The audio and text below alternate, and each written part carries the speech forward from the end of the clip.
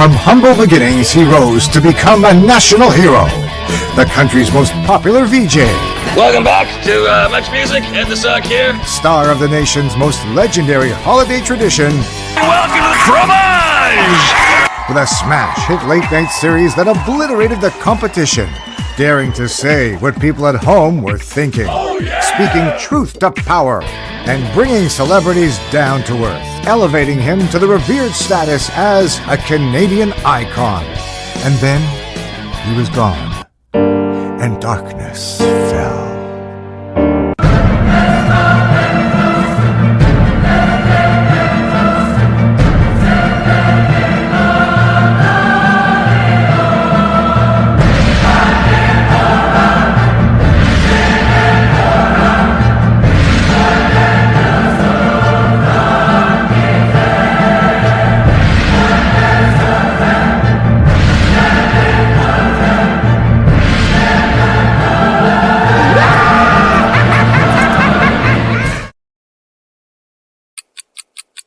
In winter 2018, a group of concerned fans went looking for Ed.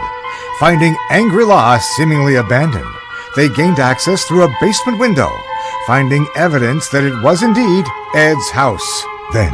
Oh, the door's closed.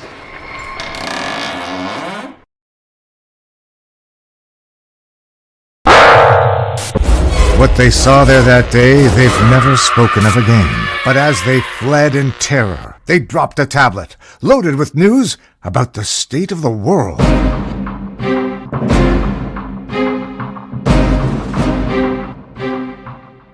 President who?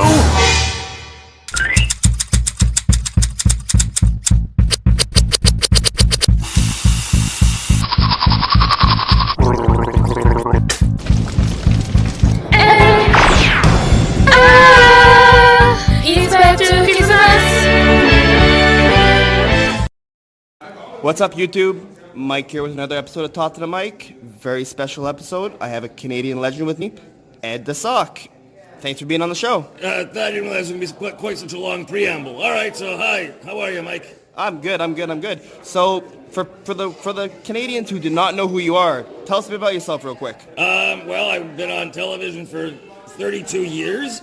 Or I was on television. Now I'm on the internet because television is so conservative now that the kind of stuff that I always did, which is speaking truth to power and using humor to try to open people's minds, TV is scared. They're scared shitless of me. So now I'm on the internet because that's the last place where real thinking, critical thinking can go on and real free voices. The problem is there's also a whole lot of crap on the internet. 98% of everything is crap. I think the internet may be actually closer to 99.9%.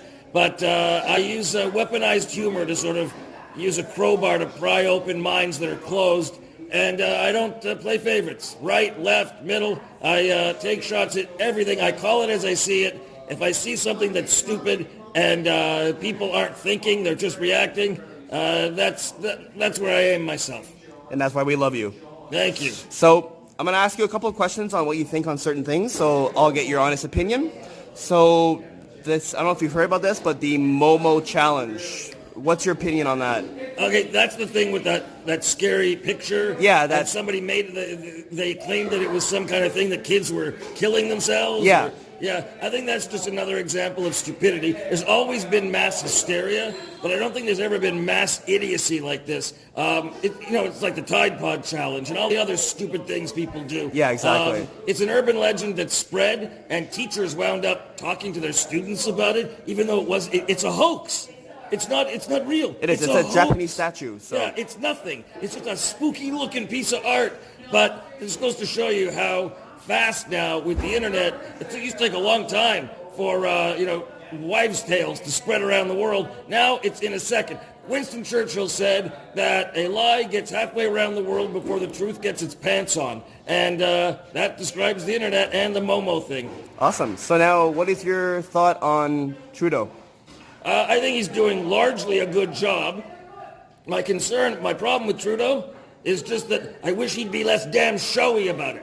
Like, okay, you got a cabinet that's half women. If I did that, I'd have a cabinet that was half women, but I wouldn't announce it. I wouldn't make a big deal. And if someone said to me, hey, look, your cabinet, it's half women, I'd say, hey, yeah, how about that? Anyway, you got any other questions? It's that, I just can't stand the holier-than-thou way that he comes across, which I know he does it because he's trying to keep the NDP vote and keep the NDP hobbled. But I know Justin Trudeau. I know he's not actually like that. I know he's not actually on a moral high horse. So I just can't stand the messaging. It drives me crazy. I agree with a lot of what the government's done, but I just wish it would do it in a way that didn't seem so damn sanctimonious. Okay, so now we're going to go down south. What do you think of Trump?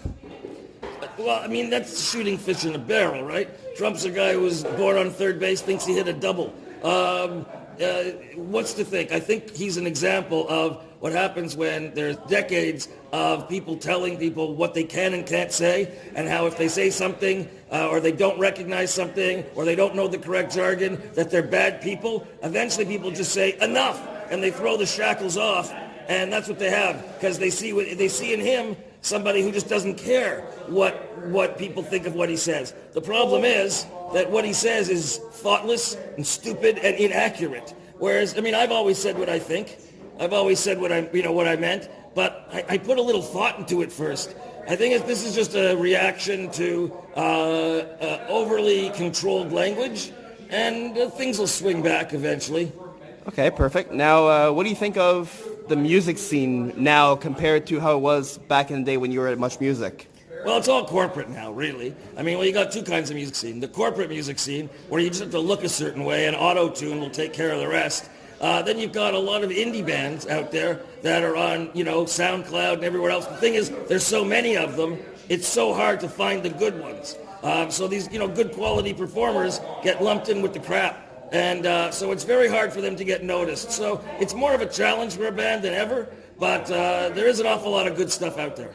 Awesome. So how has this tour on the War on Stupid been so far? It's been great. The audiences are responding. They understand somebody needs to stand up for the people who are in the middle, people who don't identify as left or right, people who just want to understand the world, want to be able to ask questions, want to be able to have opinions and not be considered evil. I've always been the person, they watch me and say, hey, Ed the Sock, you say the things I'm thinking. Well, I've been away for a while, and now I'm back so that I can say the things that people really want to have addressed, questions they want asked. That's my job, and I'm glad to do it.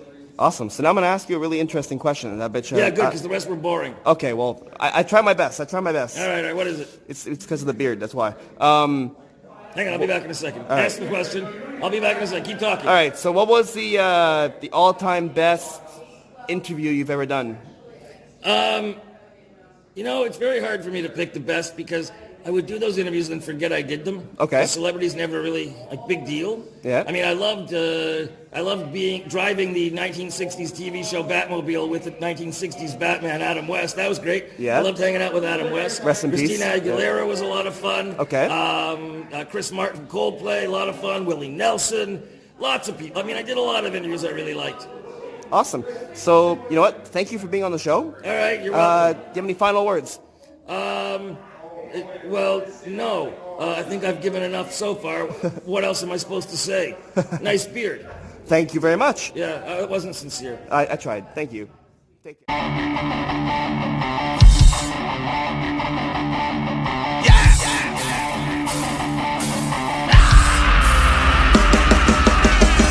Straight from the shadow